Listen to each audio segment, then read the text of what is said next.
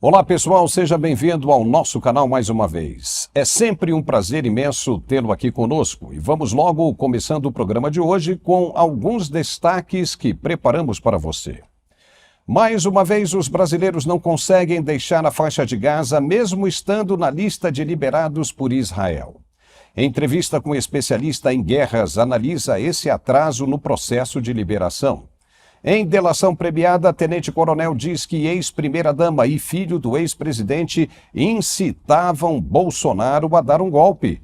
São os principais assuntos que preparamos para o programa de hoje. Acompanhe com a gente.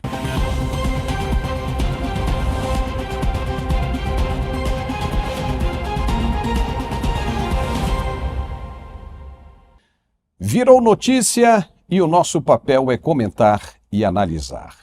Saiu nesta sexta-feira a informação de que o ex-ajudante de ordens de Bolsonaro, tenente-coronel Mauro Cid, disse em depoimento na Polícia Federal que a ex-primeira-dama Michele Bolsonaro e o filho dele, deputado federal Eduardo Bolsonaro, eram os principais conselheiros do ex-presidente.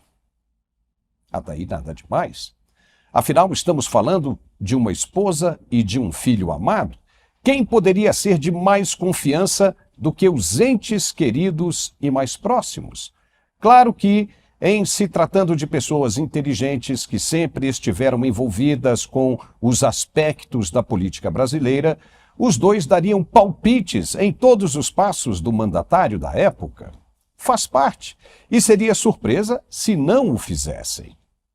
Um é deputado federal e não podia haver ninguém mais no mundo com maior intimidade e conhecimento de causa do que o próprio filho. Isso é normal e até aconselhável. A outra dorme com o ex-presidente até hoje. É sua esposa. Veja o atual presidente.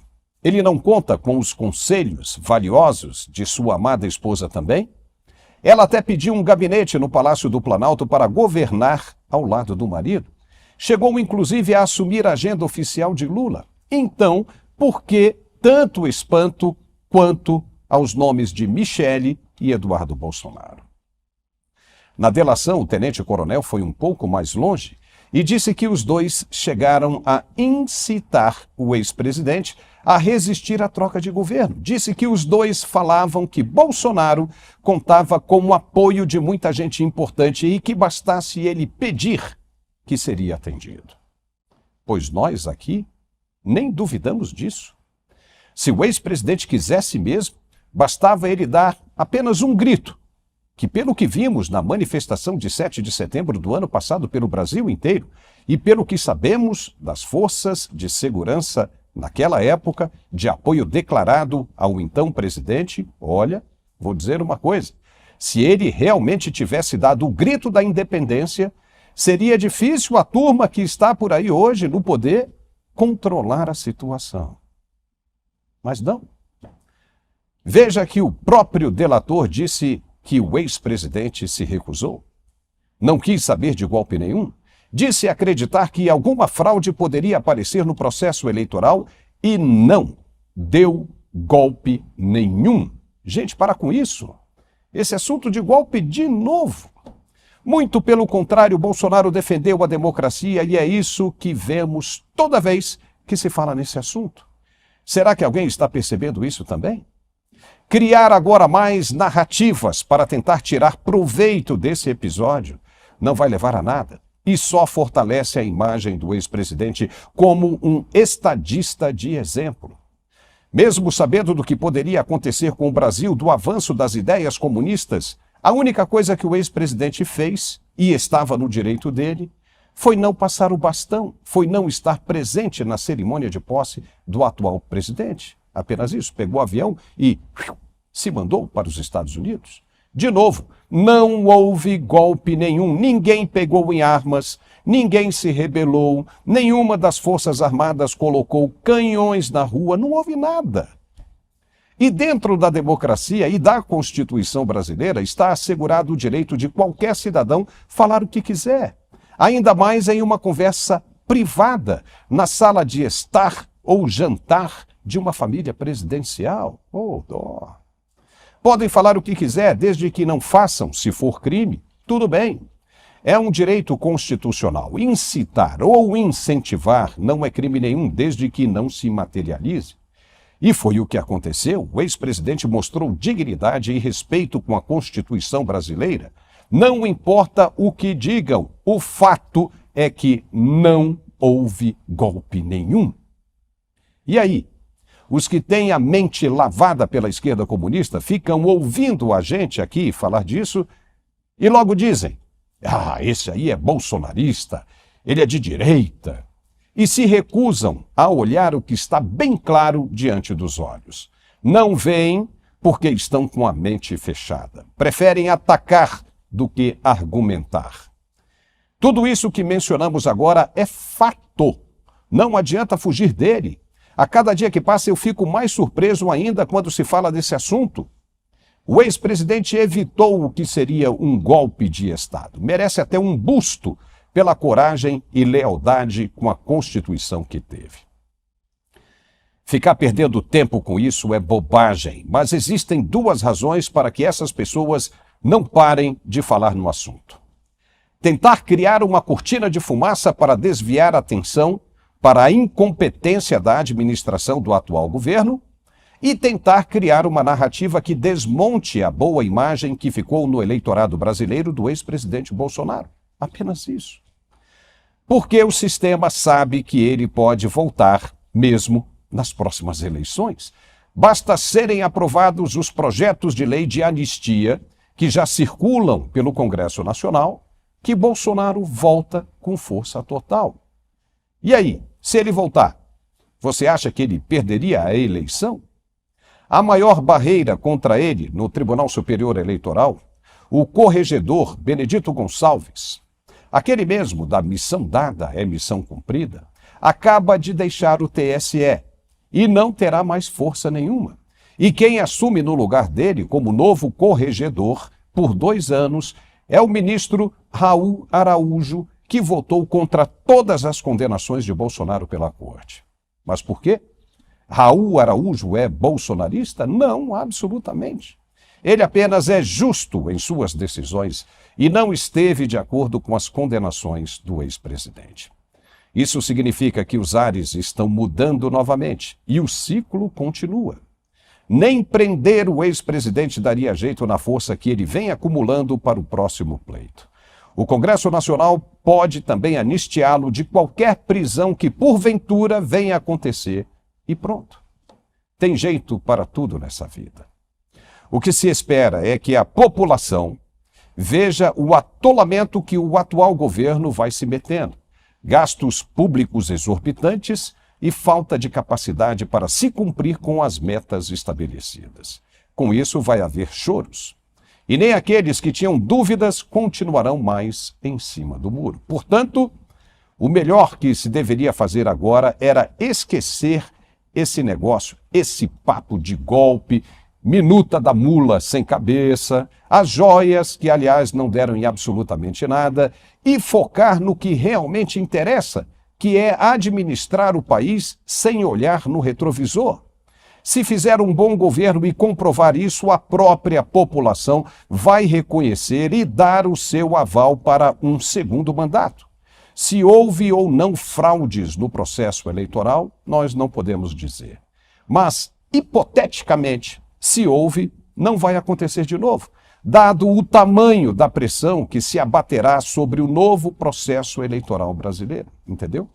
Os parlamentares vão tratar do voto auditável novamente e em breve. E desta vez não vai haver força do Supremo para mudar a cabeça do Congresso. O presidente Donald Trump também deve ganhar nos Estados Unidos e voltar com muita força para o comando do país em 2024. Ele está lá em cima, no topo das pesquisas. E ele na presidência, muita coisa deve mudar no Brasil também. Portanto, o que as autoridades brasileiras deveriam fazer, de novo, é esquecer esse negócio de perseguir o ex-presidente Bolsonaro, mesmo porque vai precisar de provas do que disse o tenente-coronel Mauro Cid, e isso será muito difícil de conseguir. Esquece e parte para uma boa administração, só isso. Leve o Brasil para o primeiro mundo, sem pobreza, sem fome, sem crime e com boa educação. Se não conseguir, não jogue a culpa no outro que já saiu.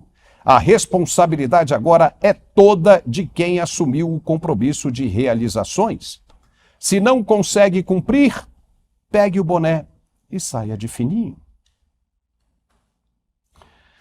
E agora vamos voltar a falar do conflito de Gaza novamente. Os brasileiros que esperavam pela liberação para sair do local dos conflitos finalmente tiveram seus nomes incluídos na lista de Israel. Mas, semelhantes aos últimos jogos do Botafogo, que não consegue mais ganhar no Campeonato Brasileiro, deu tudo errado de novo. O Egito não abriu a fronteira com a cidade de Rafah por causa das manifestações de ataque dos extremistas do Hamas. E o que é pior, não há data definida para se solucionar o problema. Em nota, a Embaixada de Israel culpou o grupo terrorista pelo fracasso na liberação desses estrangeiros. Parece que o Hamas não quer liberar o pessoal do Brasil. A situação é bem complicada. São 34 pessoas, 24 brasileiros e 10 palestinos que são parentes deles. Mas o que está acontecendo de fato? E o que isso representa? E para nos ajudar a entender melhor essa situação, nós vamos conversar agora com um especialista em guerra e Oriente Médio, o coronel do Exército, Gerson Gomes. Olá, Gerson, seja bem-vindo ao nosso programa mais uma vez. Olá, Paulo, uma satisfação retornar e interagir com a sua audiência, que é selecionada, né? Gerson, como é que você está vendo essa questão de hoje da fronteira com o Egito ser fechada e a dificuldade dos brasileiros em deixar o local mais uma vez? Nós temos que colocar isso dentro de um contexto das próprias operações militares de Israel. Eles primeiro deram um tempo muito grande para que a população saísse do norte e se deslocasse para o sul da própria cidade de Hamas, de Gaza, e o Hamas pressionou a população a que eles permanecessem ali, porque faz parte da sua estratégia de utilização da própria população civil como escudo e também para dificultar as operações de Israel. No entanto, eles iniciaram uma operação ao norte e também fizeram uma operação ao sul da cidade de Gaza, cortando a faixa de Gaza ao meio, praticamente ligando o território de Israel ao mar Mediterrâneo, ao litoral. E com isso, eles praticamente cercaram a cidade de Gaza, tanto pelo sul quanto essas tropas que avançam do norte. E a população que estava ali, durante alguns dias, fizeram alguns deslocamentos em corredores humanitários que foram criados. Inclusive, ontem, Israel permitiu que, durante 3 horas, eles avisaram que eles interromperiam as operações militares para que a população saísse. Bom, o que aconteceu? Essa população foi se acumulando no sul e, obviamente, não somente a população civil, mas também parte da estrutura, principalmente de comando e controle do próprio Hamas, se deslocou para o sul. Então está sendo bem difícil agora o controle dessas saídas. O Egito, principalmente, tem um cuidado muito grande para que não saiam terroristas também para o seu território. E é interessante que, embora o Egito seja um país árabe também muçulmano, ele tem muito cuidado e zelo em relação ao próprio Hamas, e por isso que há esse controle. Mas o que a gente observa hoje foi uma evolução do que ocorreu ontem, né? O embaixador de Israel teve um contato com o presidente Bolsonaro, e isso suscitou aí uma série de debates políticos, mas o fato é que o presidente Bolsonaro já vinha entrando em contato há 3 ou 4 dias junto ao próprio governo de Israel, tentando, solicitando que esses brasileiros fossem autorizados a deixar a faixa de Gaza, mas hoje a faixa de Gaza, na verdade, está isolada do Egito por uma ação do Hamas, não mais nem de Israel nem do Egito. Olha, daqui a pouco nós vamos falar sobre essa questão da reunião do presidente Bolsonaro com o embaixador de Israel. Mas você falou uma coisa interessante, que o Egito estaria preocupado em deixar passar sem perceber terroristas, membros do Hamas. Você acredita na possibilidade de haver brasileiros envolvidos com o Hamas? Eu creio que sim, não somente por causa dos brasileiros que foram presos pela Polícia Federal nessa operação, que foi, de certa forma, numa integração de troca de informações, né, de inteligência entre o próprio Mossad israelense e o próprio governo brasileiro e a ABIN ou as agências de inteligência brasileiras. Esses dois integrantes eram do Hezbollah do Líbano. Nós não podemos esquecer que o Brasil tem a maior comunidade de libaneses fora do Líbano e está no Brasil, não somente em São Paulo, mas também ali na área da tríplice fronteira com Argentina e Paraguai. E desse grupo, é óbvio que a grande maioria dos libaneses que está no Brasil são pessoas que a gente conhece, muito integrados até aos sírios, aos próprios judeus, por incrível que pareça, mas existe um grupo que vem se organizando há bastante tempo com a intervenção do Irã, que é o Hezbollah. O Hezbollah é um grupo terrorista muito mais sofisticado do que o Hamas, tem uma estrutura militar maior ali no Líbano e eles estão muito presentes ali na nossa área da tríplice fronteira.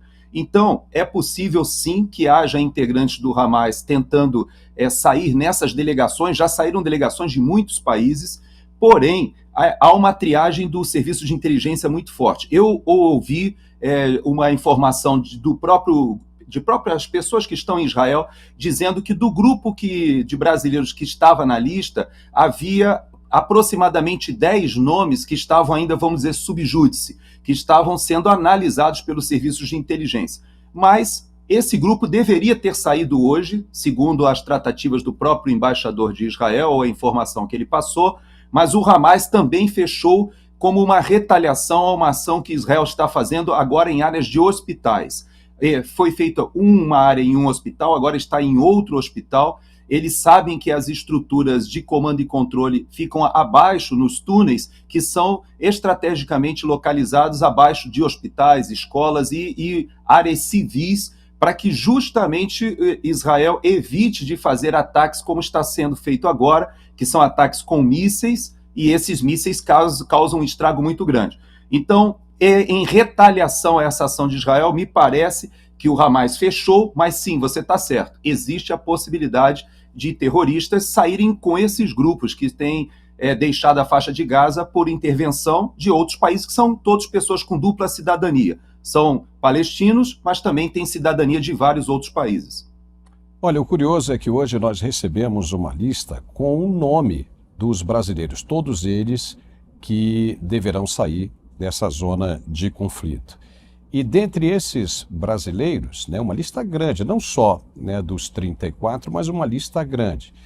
E dentre esses brasileiros havia ali realmente 10 nomes marcados em vermelhos. Poderiam ser esses, nós não sabemos. Mas o governo de Israel quer manter um bom relacionamento com o governo brasileiro e agradeceu bastante a ajuda da Polícia Federal, que prontamente atendeu um pedido do Mossad, como você mesmo falou, e prendeu 2 suspeitos de terrorismo no Brasil, suspeitos de integrar. É difícil, integrarem o Hezbollah. Você acredita que isso tenha sido importante para a liberação dos brasileiros em Gaza? É difícil saber se há uma correlação, mas o que nós percebemos é que o Brasil entra agora num grupo de países alvo de atentados terroristas. É importante a gente até ambientar a nossa audiência de que o Brasil ele reúne todas as condições, as facilidades para que haja um atentado terrorista. Por incrível que pareça, mesmo o fato de estarmos afastados ali do Oriente Médio e sermos um país reconhecido pelo nosso soft power, ou seja, nós não temos uma grande força armada, mas nós temos um prestígio internacional muito grande e o passaporte brasileiro ele vale muito, porque ele é aceito em quase todos os países, que não há restrição a problemas étnicos, religiosos, nada disso. Porém, o Brasil ele reúne condições ideais para que esses grupos utilizem não somente como base para sustentação financeira, apoio logístico e também já há muito conhecimento produzido nisso, há uma interligação entre o crime organizado, o narcotráfico, particularmente o PCC e o Comando Vermelho,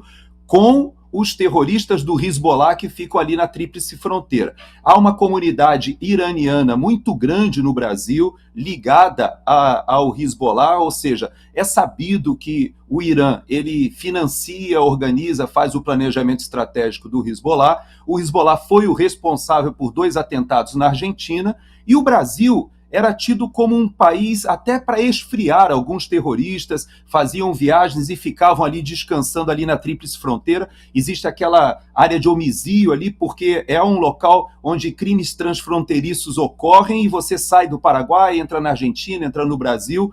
E esses grupos, eles utilizavam o Brasil mais como base de apoio logístico, né? Apoio financeiro, e não necessariamente como operação ou alvo de um atentado terrorista. Mas agora mudou. Esses 2 que foram presos, eles inclusive confessaram que foram arregimentados pelo Hezbollah, já tinham feito o levantamento dos alvos de interesse, que são basicamente sinagogas e escolas judaicas e locais onde os judeus brasileiros, que estão na ordem ali de 100, 120 mil, eu imagino hoje. O Brasil hoje é a 2ª maior comunidade da América Latina de judeus. A Argentina é o primeiro, está um pouquinho à frente da gente, e vem logo o Brasil. Claro, depois de Estados Unidos e Canadá, mas da América Latina, o Brasil é a 2ª. Então, se tornou um alvo compensador por causa dessa facilidade que nós temos no Brasil, e inclusive com o crime organizado dominando áreas que o Estado não se faz presente. Então, é uma situação bastante preocupante. Agora há pouco você falou do presidente Bolsonaro, né, que se reuniu essa semana no Congresso Nacional com o embaixador de Israel. Você acredita que ele realmente tenha pedido e sido a razão pela liberação desses brasileiros, ou pelo menos da inclusão do nome deles na lista? E se sim, isso tem provocado um rebuliço tremendo na esquerda brasileira. Fala mais um pouco sobre isso, Gerson, para a gente ouvir a sua opinião. Eu não acredito que a intervenção do presidente Bolsonaro tenha sido o fator exclusivo. O nosso ministro das Relações Exteriores, o Mauro Vieira, ele já vinha numa tratativa, nós já tínhamos toda a estrutura no Egito, toda a parte de desembaraço que foi feita com o próprio governo do Egito, já estava tudo pronto. Essa relação já vinha em negociação tanto com Israel quanto com o Egito já há bastante tempo. Agora, é óbvio que o presidente Bolsonaro ele tem um trânsito muito melhor com as autoridades de Israel que o governo Lula. Isso por uma questão até da própria posição do governo Lula, que historicamente já recebeu inclusive apoio financeiro do próprio Hamas e dos grupos iranianos. Nós tivemos aquele caso que ficou, de certa forma, emblemático aqui nos Estados Unidos, quando, logo no início do governo Lula, ele autoriza que 2 navios bélicos, ou seja, navios de guerra, aportassem no Rio de Janeiro. Isso repercutiu muito mal, e, da mesma maneira, há uma proximidade maior dos grupos de esquerda, de forma geral, na América Latina. Se nós ouvirmos, né, principalmente as declarações que foram feitas nos últimos dias, tanto da Venezuela quanto da Bolívia, Nicarágua, Cuba, que são regimes autoritários, ditaduras, que têm um forte viés ainda marxista e que tem uma grande ligação com o Foro de São Paulo e com o próprio presidente Lula e o Partido dos Trabalhadores. Esses grupos ainda trazem, desde o período da Guerra Fria, aquele resquício de quando, na bipolaridade, ali da época da crise da década de 50, ali do Canal de Suez, a União Soviética apoiou o Nasser no Egito, e Inglaterra e França ficaram do lado ali do próprio Israel. Depois tem a Guerra dos 6 Dias, Guerra do Yom Kippur, e aí, historicamente, Estados Unidos e a própria OTAN ficaram apoiando Israel, e a União Soviética apoiando esse movimento que se chamou de movimento palestino, mas, na verdade, a criação dos 2 estados, Israel e Palestina, ela foi decidida desde o início e nunca foi aceita, na verdade, pelos próprios palestinos. É interessante que existe um contexto geopolítico ali muito delicado, Então, é possível que haja uma intervenção, tanto do presidente Bolsonaro quanto da diplomacia profissional do Itamaraty, nesse momento, de forma conjunta. Essa politização que a gente vê nas redes sociais, isso não interfere muito, eu posso afirmar, no que diz respeito à parte de diplomacia técnica, e o nosso MRE é muito competente. Mas eu vou continuar insistindo um pouquinho mais nesse assunto, porque a presidente do PT, que parece ser uma mulher que destila ódio quando fala, foi criticar um encontro de Bolsonaro com o embaixador de Israel lá no Congresso. Ela disse que o embaixador se esquece da soberania brasileira e que o país não admite intromissão na política governamental brasileira. Mas ela pode falar da política de Israel, chamar de opressores e que deveriam atender às reclamações do povo palestino. Como é que você vê isso também? Tanto a Gleisi Hoffmann quanto o próprio ministro da Justiça, Flávio Dino, eles levaram essa questão para o lado da disputa política eleitoral. É triste porque, de certa forma, o presidente Bolsonaro, ele inclusive já foi tornado inelegível em 3 decisões do TSE, mas parece que o próprio governo do presidente Lula, ele vive olhando para o retrovisor. E ele continua atribuindo ao presidente Bolsonaro, talvez até por receio das questões de eleições municipais no ano que vem e para as próximas eleições de 2026, ele sabe do capital político do presidente Bolsonaro, então eles acabam atribuindo todo e qualquer movimento do presidente como uma ação político-partidária. Bom, qual é a grande dificuldade nessa situação? É que as relações internacionais e a política externa do governo brasileiro estão sendo contaminadas com essa questão de disputa política interna. Nós sabemos, obviamente, que existe uma diferença ideológica de 180 graus, né, entre o governo do que seria um governo conservador liberal e um governo mais socialista sindical, ou até mesmo ali, podemos considerar social-democrata, mas essas políticas públicas, quando elas vão para o campo das relações internacionais, o Brasil ele tinha um histórico de um trabalho muito mais profissional ali da nossa diplomacia. E nós sabíamos, pelo menos até pouco tempo atrás, fazer esse jogo entre o Ocidente, entre os próprios interesses dos norte-americanos e os interesses do grupo mais emergente, da China, principalmente o nosso parceiro econômico. Então, hoje, nós percebemos que o governo Lula, ele leva a ideologia para esse campo, isso não é bom, e o Brasil começa a se colocar ao lado, não somente das ditaduras ali do nosso entorno geopolítico da América Latina, mas também se colocando ao lado de questões muito mais complexas, como ali no Oriente Médio, ao lado dos interesses da Rússia, da China e, sobretudo, do Irã, que é o principal ator ali de desestabilização na área, porque interessa ao Irã que Israel não mantenha relações amistosas com os países sunitas ali. Isso vinha acontecendo ali dentro do guarda-chuva do Acordo de Abraão. Havia uma certa ideia dos países sunitas de tentarem desescalar um pouco a crise para aproveitarem o momento do turismo, etc. Mas para o Irã não interessa isso. Então, eu creio que sim, você tem uma certa razão. Tanto a Gleisi Hoffmann quanto o Flávio Dino, eles jogam gasolina, né, na fogueira no momento que, para as relações internacionais, isso não é bom. Ok, Gerson, muito obrigado. Ficamos por aqui com essa entrevista. É sempre muito bom ouvir os seus comentários. E obrigado mais uma vez por aceitar o nosso convite. Esteja aqui, seja aqui sempre muito bem-vindo. As portas estarão sempre abertas para você. Obrigado, Paulo, e uma vez mais, parabéns aí pelo seu excelente programa jornalístico, que tem sido uma das oportunidades que a gente tem de receber informação de qualidade. Parabéns a você e a sua equipe. Obrigado. E nós ficamos hoje por aqui. Esperamos que você tenha gostado bastante do nosso programa. Se sim, já sabe, né? Dê um like e compartilhe. Muito obrigado pela companhia e tenham todos um ótimo fim de semana. Um forte abraço e até a próxima.